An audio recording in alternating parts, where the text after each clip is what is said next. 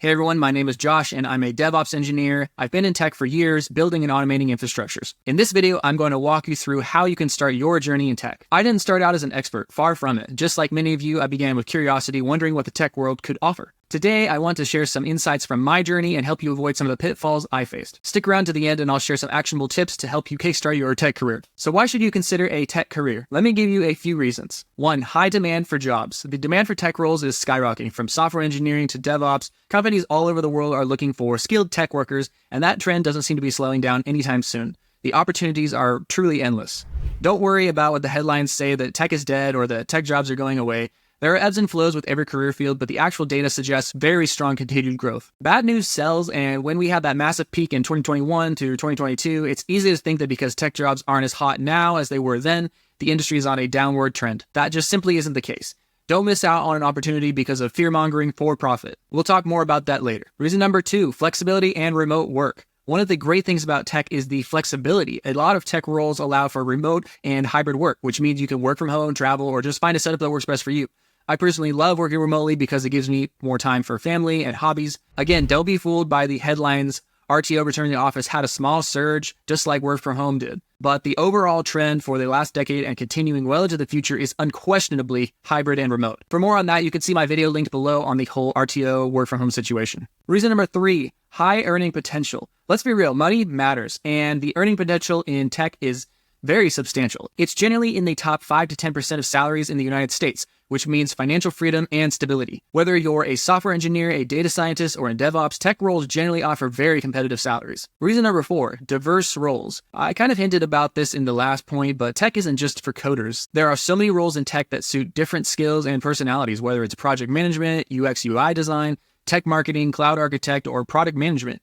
There's a place for everyone. It's about finding the right fit for you. This means understanding your strengths, interests, and what kind of work environment suits you best. Whether you enjoy working directly with clients, prefer creative design work, or love solving technical problems behind the scenes, there is very likely a role in tech that can match your unique skills and personality. Now let's talk about how you can actually get started in tech and, more importantly, what it takes to get hired.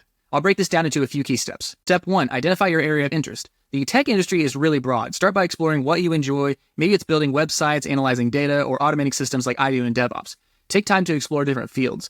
YouTube, learning platforms like Udemy, and niche affordable degrees such as those from Western Governors University are all great tools to help you figure out what you might enjoy. For career quiz platforms, consider using sites like Career Explorer, My Next Move, or Pathway U to help identify your strengths and align them with potential career paths. In the end, just figure it out as you go. I switched from networking to development and then to DevOps, so don't worry too much if you don't have everything figured out right now. Career paths can certainly evolve over time, and the important thing is to stay adaptable and open to new opportunities. Step number 2, learn the basics. Once you have a sense of what interests you, it's time to learn the basics. There are so many beginner-friendly resources out there, and many of them are free or even affordable. Platforms like Coursera, Udemy, FreeCodeCamp, and even YouTube channels are great places to start. If you want to learn coding, try languages like Python or JavaScript. If you're interested in cloud or DevOps, start with some Linux basics or a beginner cloud course. Remember, you don't need a computer science degree. All you need is a solid understanding of the basics. Step 3, build projects. It's one thing to learn, but it's another to apply that knowledge. Start building small projects, maybe a personal website, a simple game, or a script to automate a task. Put these projects on GitHub. Not only will this help you solidify what you've learned, but it also gives you something to show prospective employers. Step 4, networking and community. Networking is key. Join LinkedIn groups, Reddit threads, or local meetups. Connect with others who are also learning or already in the field. You'd be surprised how often opportunities come from connections you make. There are also tons of online communities on Discord and Twitter where people share knowledge and insights. When I was in college, I joined the cybersecurity club, and it was one of the best decisions I made. I still keep in contact with some of those people years later. It's fun to see how everyone's career path has evolved, and these connections can be incredibly valuable both professionally and personally. Step 5, open source contributions, internships, boot camps, and certifications. If you're ready to get real-world experience, I highly recommend contributing to open source projects. Open source contributions are challenging, impressive, and provide a fantastic way to gain practical experience while making meaningful contributions to real-world projects. Plus, it's a great way to meet other developers and build connections that can lead to opportunities down the road. While internships and boot camps do work for some people, they aren't necessarily my first recommendation.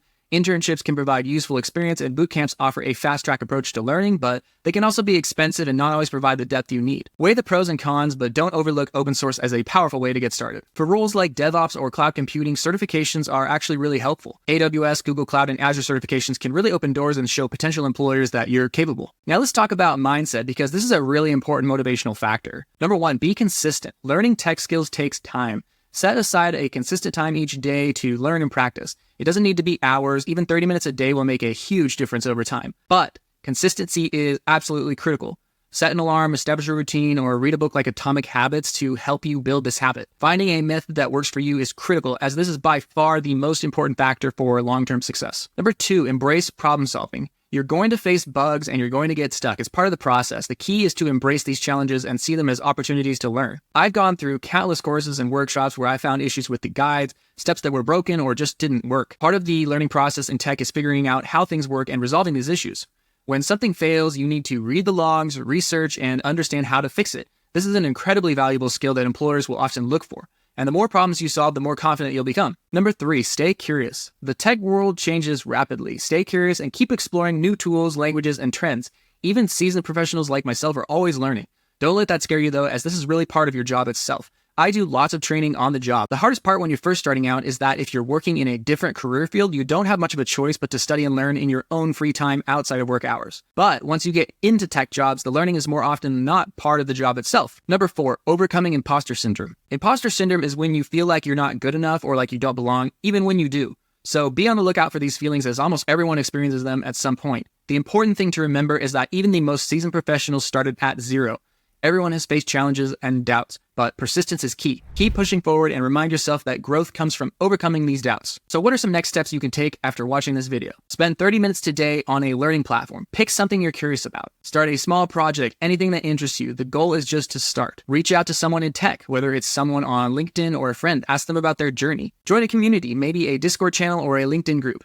Being around others who are also learning can be super motivating. And if you have any questions or want to share your journey, drop a comment below. I'd love to hear from you. If you found this video helpful, make sure to hit the like button and consider subscribing. There's more content coming about breaking into tech, exploring different career paths, and sharing real-world advice to help you get there. And if you know someone who's thinking about getting into tech, share this video with them. It might just be what they need to get started. And with that, thanks so much for watching. Getting into tech can certainly feel overwhelming at times, but with persistence, curiosity, and the right mindset, you too can absolutely do it. I believe in you, and I'm here to help guide you along the way. And with that, I'll see you guys in the next video.